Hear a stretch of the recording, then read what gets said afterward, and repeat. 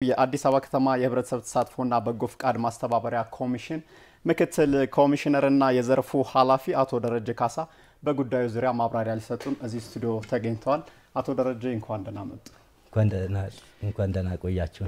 መልካም። እንግዲህ በአዲስ አበባ ከተማ የበጎ ፍቃድ አገልግሎት ባህል የሆነ መጥቷልና እሱን ነገር እንዴት ማምጣት ተቻለ?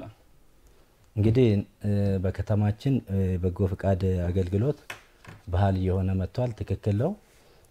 እነዚህ ስራዎች የተሰሩት በከፍተኛ አመራሮቻችን በተለይም ደግሞ በጠቅላይ ሚኒስትራችን ሐሳብ አመንጭነት በክብርት ከንቲባችን ትጋት የበጎ ፍቃድ አገልግሎት በከተማችን ስር እንዲሰድ የመረዳዳት ባህሉ እንዲመጣ የተቸገሩ ዜጎች እንባቸው እንዲታበስና የሀገር ባለውለታ አቅመ ደካሞች ከተማችን ላይ ፎይታ እንዲያገኙ በዚህ ዘርፍ መንግስት ከሚሰራቸው ስራ ጎን ለጎን በህብረተሰቡ ተሳትፎ ቅልቦና ባላቸው ባለሀብቶች ደግሞ ተደራሽ እንዲሆኑና ተጠቃሚ እንዲሆኑ በተሰራው ስራ ከፍተኛ ስራ ይሄ ስራ ባህል የሆነ መጥቷል ማለት ነው።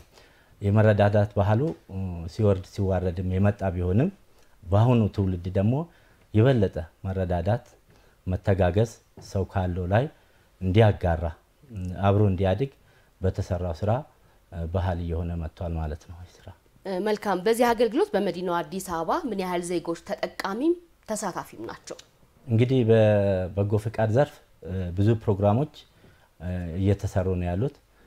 በተለይ በቤት ልማት፣ በማድ ማጋራት፣ በነፃ ሕክምና፣ በተለያዩ ስራዎች በትራፊክ በጎ ፍቃድ በጎነት በሆስፒታል እና ወሰን የለሽ ከከተማው ወጣ ብሎ ሌሎች ክልሎች ላይ ልምድ የምናካፍል ብዙ ስራዎች እንሰራለን ማለት ነው።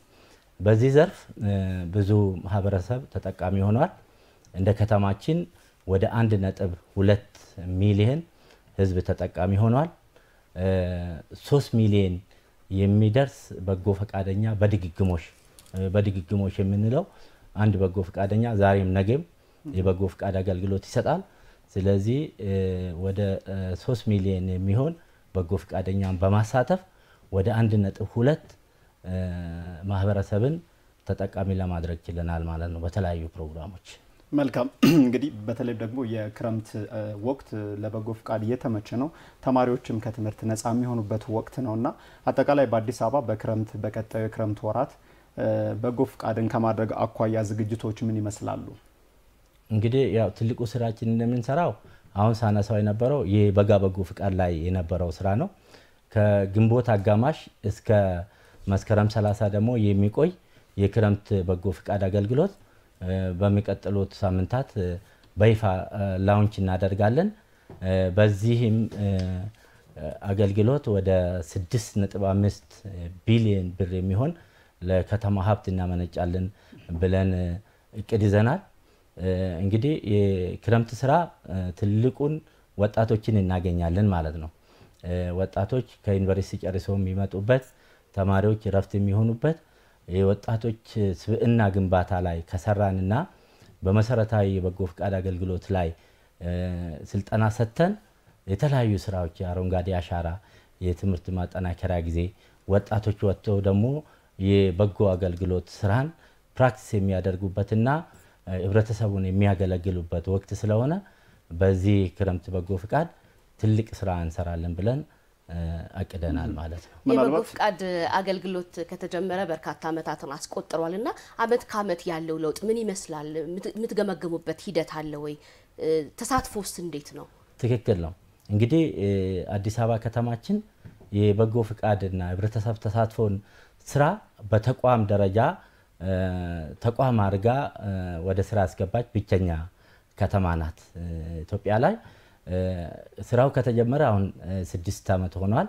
እንግዲህ ታስታውሳላችሁ ከመሆይ ቤት ጠቅላይ ሚኒስትራችን ከማደስ ጀምሮ ዛሬ ከተማው ላይ የምታዩ ትልልቅ ህንጻዎች በበጎ ፍቃድ የተሰሩ በጣም ትልልቅ ለውጦች በጎ ፈቃደኝነት ባህል ሆኖ ሁሉም ሰው የሚረዳዳበት ደረጃ ስለደረሰና እያደገ የምናመነጨውም ሀብት በዚህ ዘርፍ በጣም ከፍተኛ የሆነ የመጣበት ሁኔታ ነው ያለው ማለት ነው።